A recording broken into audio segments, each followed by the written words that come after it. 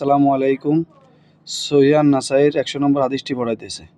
হুসাইন ইবনে horrors রহমতুল্লাহ আলাইহি আবু আবদুল্লাহ সালিম ও সাবালান রহমতুল্লাহ আলাইহি হইতে বর্ণিত। তিনি বলেন, আয়েশা রাদিয়াল্লাহু তাআলা আনহু আমানতদারীদের খুবও মুগ্ধ ছিলেন এবং তাকে তার অর্থের বিনিময়ে কাজে নিযুক্ত করতেন। সালিম বলেন, আয়েশা রাদিয়াল্লাহু তাআলা আনহু সাল্লাল্লাহু আলাইহি ওয়াসাল্লাম কিভাবে ওযু করতেন তা দেখান।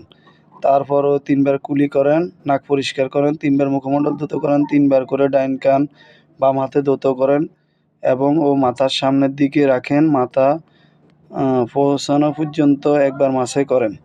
পরে তিনি উভয় কান মাসাই করেন। তারপর চেহারা হাত বুলান। সালিম বলেন, যখন মুক্তাব সামনে বসতেন, আমার সঙ্গে কথাবার্তা বলতেন। একদিন আমিও তার কাছে এলাম, বললাম, হে উম্মুল মুমিনিন, আপনি আমার জন্য বরকতের দোয়া করুন। তিনি বললেন, কিসের দোয়া করব?